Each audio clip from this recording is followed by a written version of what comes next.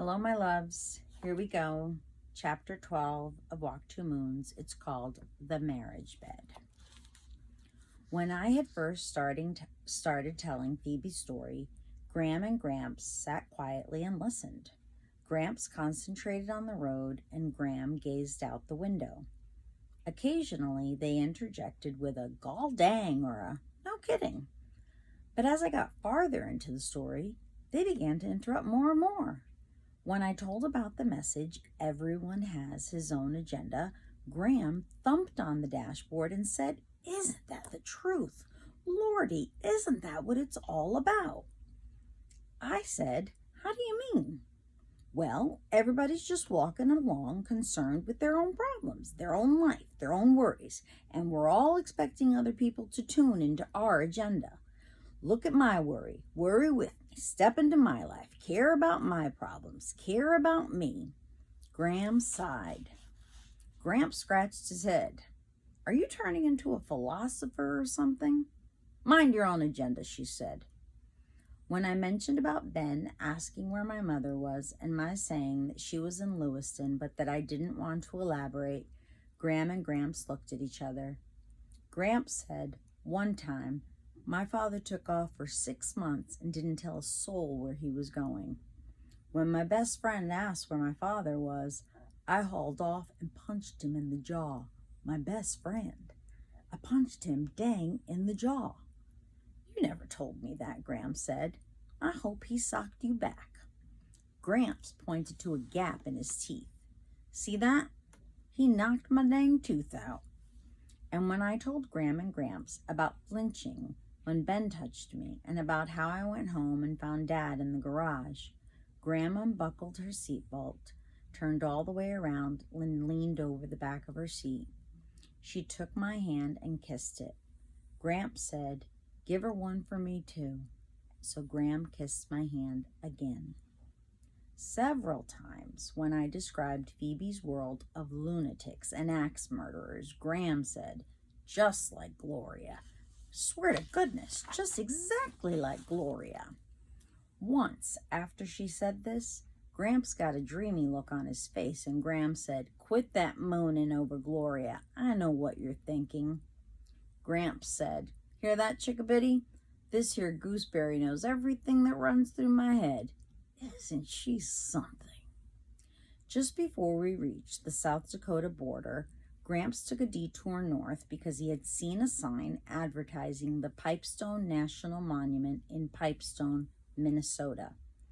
On the sign was a picture of an Indian smoking a pipe. "What do you want to go see an old Indian smoking a pipe for?" Graham asked. She didn't like the term Native American any more than my mother did. "I just do," Gramps said. "We might not ever get the chance again." "To see an Indian smoking a pipe," Graham said. "Will it take very long?" I asked, as the air screamed, "Hurry, hurry, hurry." "Not too long, chickabiddy. Anyway, we've got to cool off our carburetor, and these roads are taking the poop out of me." The detour to Pipestone wound through a cool, dark forest, and if you closed your eyes and smelled the air, I swear you could smell Bybanks, Kentucky.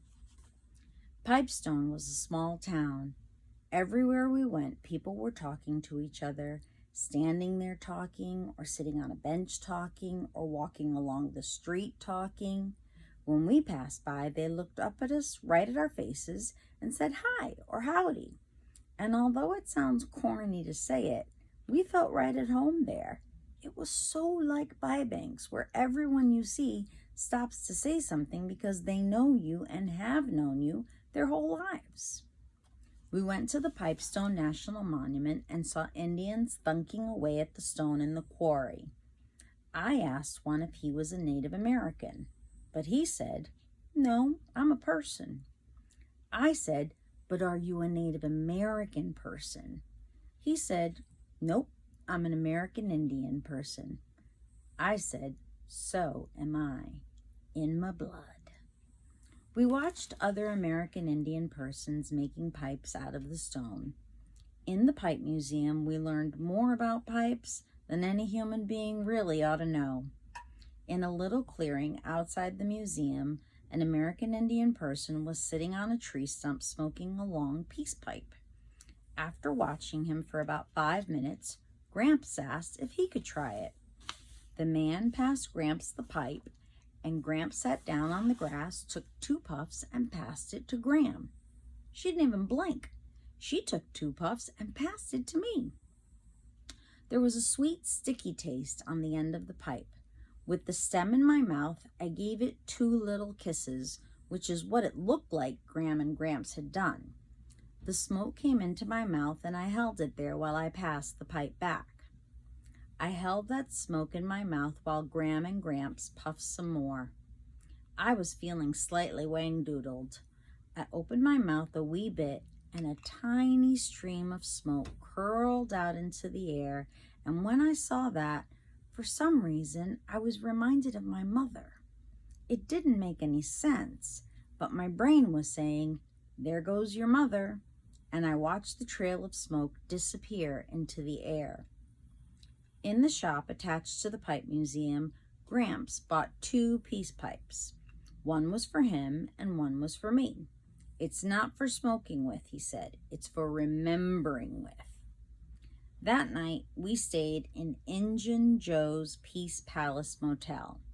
On a sign in the lobby, someone had crossed out Injun and written Native American, so the whole sign read Native American Joe's Peace Palace Motel. In our room, the Injun Joes embroidered on the towels had been changed with a black marker to Indian Joes. I wished everybody would just make up their minds. By now, I was used to staying in a room with Gram and Gramps. Every night when they climbed into bed, they lay right beside each other on their backs, and Gramps said every single night, "Well, this ain't our marriage bed, but it'll do." Probably the most precious thing in the whole world to Gramps, besides Gram, was their marriage bed. This is what he called their bed back home in Bybanks, Kentucky. One of the stories that Gramps liked to tell was about how he and all his brothers had been born in that bed, and all of Gram and Gramps' own children had been born in that same bed. When Gramps tells this story, he starts with when he was 17 years old and living with his parents in Bybanks. That was when he met Gram. She was visiting her aunt who lived over the meadow from where Gramps lived. "I was a wild thing then," Gramps said, "and I didn't stand still for any girl, I can tell you that. They had to try to catch Gramps on the run. But when he saw Gram running in the meadow with her long hair as silky as a filly's, he was the one who was trying to do the catching. Talk about wild things. Your grandmother was the wildest, most untamed, most ornery and beautiful creature ever to grace this earth." Gramps said he followed her like a sick old dog for 22 days, and on the 23rd day, he marched up to her father and asked if he could marry her. Her father said, "If you can get her to stand still long enough and if she'll have you, I guess you can." When Gramps asked Gram to marry him, she said, "Do you have a dog?" Gramps said that yes, as a matter of fact, he did. He had a fat old beagle named Sadie. Gram said, "And where does she sleep?" Gramps stumbled around a bit and said, "To tell you the truth, she sleeps right next to me, but if we was to get married, And when you come in the door at night," Gram said, "what does that dog do?" Gramps couldn't figure out what she was getting at, so he just told the truth. "She jumps all over me, a licking and a howling." "And then what do you do?" Gram said. "Well, gosh," Gramps said. He did not like to admit it, but he said, "I take her in my lap and pet her until she calms down, and sometimes I sing her a song. You're making me feel foolish." "I don't mean to," she said. "You've told me all I need to know. I figure if you treat a dog that good, you'll treat me better. I figure if that old beagle Sadie loves you so much, I probably will love you better.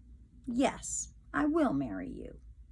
They were married 3 months later. During that time between his proposal and their wedding day, Gramps and his father and brothers built a small house in the clearing behind the first meadow. We didn't have time, Gramps said, to completely finish it, and there wasn't a single stick of furniture in it yet, but that didn't matter. We were going to sleep there on our wedding night all the same. They were married in an aspen grove on a clear July day, and afterward they and all their friends and relatives had a wedding supper on the banks of the river. During the supper, Gramps noticed that his father and 2 of his brothers were absent. He thought maybe they were planning a wet cheer, which is when the men kidnap the groom for an hour or so and they all go out into the woods and share a bottle of whiskey. Before the end of supper, his father and brothers came back, but they did not kidnap him for a wet cheer. Gramps was just as glad, he said, because he needed his wits about him that evening. At the end of the supper, Gramps picked up Gram in his arms and carried her across the meadow. Behind them, everyone was singing, "Oh, meet me in the tulips when the tulips do bloom." That was what Gram was singing earlier, if you remember, boys and girls. This is what they always sing at weddings when the married couple leaves. It's supposed to be a joke, as if Gram and Gramps were going away by themselves and might not reappear until the following spring when the tulips were in bloom. Gramps carried Gram all the way across the meadow and through the trees and into the clearing where their little house stood. He carried her in through the door and took one look around and started to cry. The reason Gramps cried when he carried Gram into the house was that there, in the center of the bedroom, stood his own parents' bed, the bed that Gramps and each of his brothers had been born in, the bed his parents had always slept in. This was where his fathers had disappeared to during the wedding supper.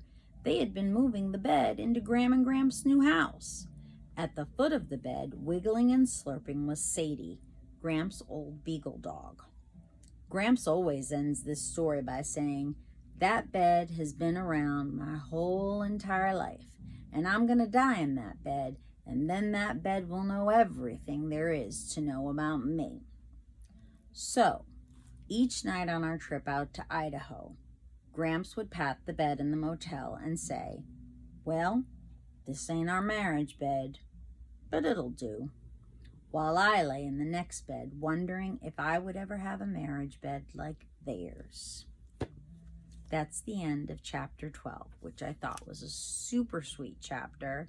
You learned a lot about Gram and Gramps. You learned their history. And you also found out how they reacted when Sal was telling them things in the story. And you learned, what I thought was interesting was the fact that Gramps gave Gram and Sal the pipe to smoke,